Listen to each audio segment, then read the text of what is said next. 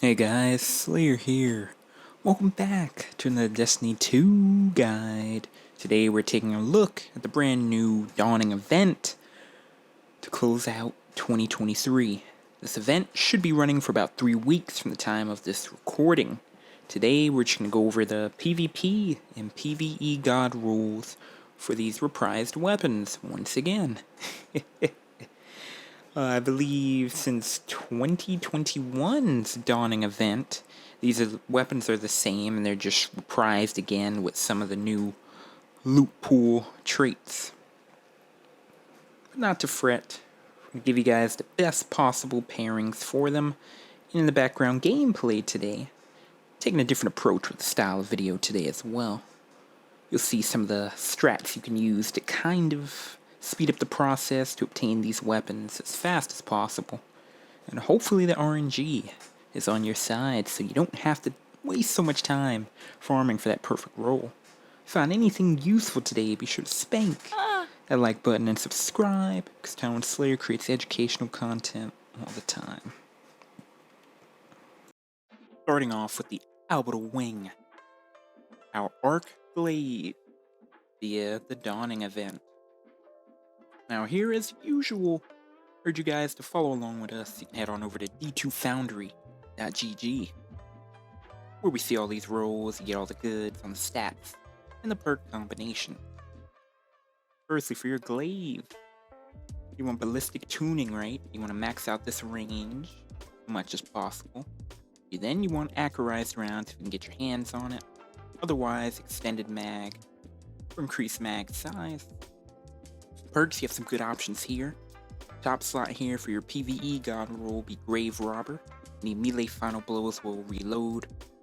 Magazine from reserves. You're going to be doing a lot of melee with the glaive. Maybe you pair it up with your warlock, exotic, gauntlets. Allow them to be poisoned as well. Grave Robber is going to be your top pick. You do have this new thing, new trait, Beacon Round. Only glaive that has it so far. This is a new trait. It came with the dungeon on those rocket sidearms. It'd be decent here, depending on what you're trying to do with your glaive. Mostly you're making it melee orientated. Grave Robber still best in slot. You do also have Clown Cartridge. Interesting. You do have Replenish Aegis, as well as a movable object, if you want to guard with the shield more. Now, fourth column, you do have things like Golden Tricorn, Demolitionist, as well as Lead from Gold. We do love Lead from Gold. We do opt for close to melee. Glaive projectile final blows will improve the melee damage, and then any projectile or melee damage will extend the duration. So you always have uptime on this.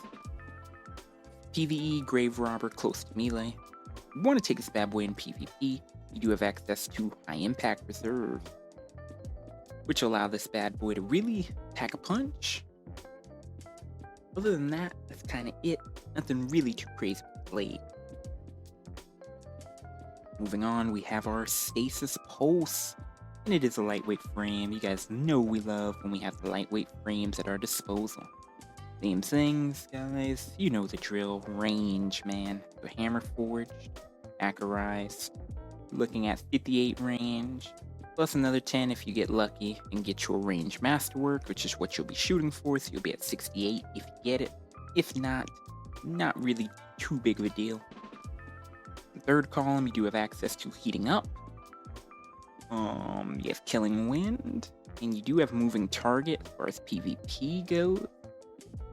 I wouldn't say this would really be too useful in PvE. We do have way better Stasis Pulse options that are shapeable, so I would keep this one strictly for PvP. So here you're going to go with Heating Up or Killing Wind. Now in fourth column you do have access to things like Desperado. So after you reload, after that precision final blow, you'll increase your rate of fire. Should allow you to really put them down faster. Kind of a preference thing. This you need a precision final blow and then a reload. Whereas Kill Clip, you just need a reload after a kill, it doesn't matter. You just do more damage with your same fire rate. It's kind of preference in which whatever you're better with. If you're better with precisions, you may want Desperado on one.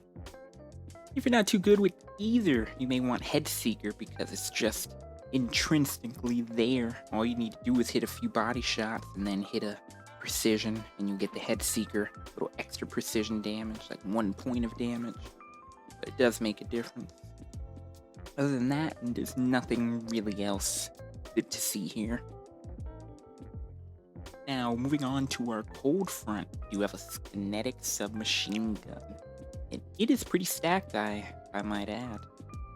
Hammer forged as well as accurized. You want to round that range off as best you can. The SMG, you're looking at 70 though if you get your range masterwork. Now, you have access to perpetual motion, tap the trigger, you even have rewind round on this SMG, as well as unrelenting for substance. So you have some clean combos you can do in the third column. Fourth column, you have Rampage, which is great for PvP. PvP god roll would look something like Rampage and tap the trigger, or Rampage and perpetual motion, kind of down the preference there. Otherwise, you can do something like Cascade Point, tap the trigger. This is a beefy combo. You use your SMG as a sniper support, maybe you run Beloved or Adored for your energy sniper. All you need to do is get that final blow, and that'll increase this SMG's weapon rate of fire for short duration. So pretty nice. You also have Frenzy. That's kind of bottom barrel of everything. This is just when you're in combat for 12 seconds, you get 15% increase of damage, 100 handling, and 100 reload speed for 7 seconds. You're better off with Rampage to get some kills that stack up to 3 times, or max of 33 increased damage, or 4.5 seconds. Not bad. Moving on, we have our Zephyr. I think we're pronouncing that right. Zephyr, Zephyr, Zephyr, Zephyr. Stasis, heavy sword. Now, this it's the only stasis sword we have, right? I think it is. Also, hold on. Let me make sure I'm giving you guys the correct one here. We had one from 2022 Dawning. We didn't participate in that one. In the 2023 Dawning. These are different, so do keep that in mind. Maybe you already have a Zephyr from the last Dawning. Do feel free to take a look again. Maybe this one has some better trait assortments you may want instead. Now, you do have Relentless Strikes up for grabs. That's always good. You land your 3 strikes, light attack. In the short time, you get more sword ammo, which is pretty clean. You do have Tireless Blade if you're using this for ad clear. You do have Duelist Trance. This is interesting. I think this would be kind of your bottom picks, though. I would even put Unrelenting over that. Unrelenting allow you to keep your HP up. And then due to these artifacts for this season, and this being Stasis, this could be good on a Stasis build. Run Unrelenting. You have some options there. Otherwise, Relentless Strikes, boss DPS.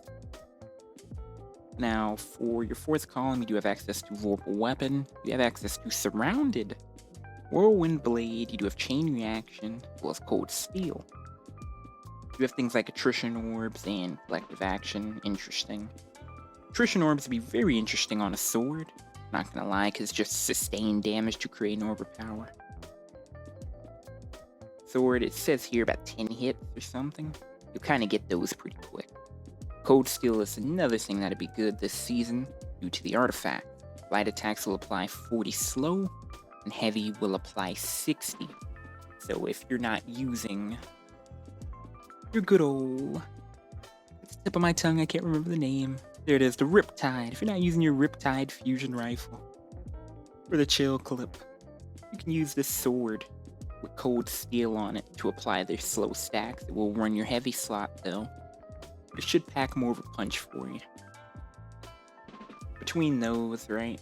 Relentless Strikes, Cold Steel, or tried and true Relentless Strikes, Whirlwind Blade, or Relentless Strikes, Surrounded. All depends on the content and your style of play.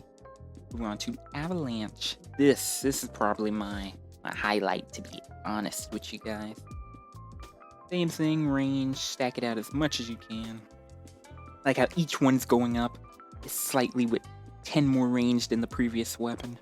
So with Masterwork, you'll be at 80 range on your machine guns. You could be back a bit doing them GMs. But you have access to rewind rounds on this bad boy, as well as target lock. So that's my PvE pairing right there. No true PvP pairing because it's a heavy weapon machine gun. Otherwise, best there would be Dynamic Sway and Incandescent. Or Dynamic Sway Vorpal weapon. Maybe you have heavy up one round. And supers are popping off. Might need that extra punch. Otherwise, keep it strictly PvE.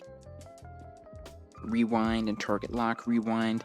More bullets you hit, you'll refill the mag from reserves based on that. Refill up to 60% of the number of hits landed into the mag. That's very solid. And target lock, as you know, keep the bullets on target. Damage increases up to 110%. Really nothing else there, man.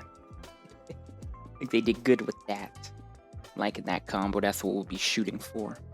Now, lastly, we have a Glacioclasm now. Another refurbished one.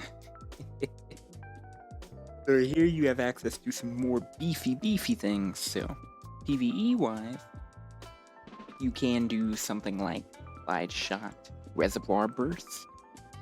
And Reservoir Burst, the closer it is to when the battery is full, so your mag is full, do more damage.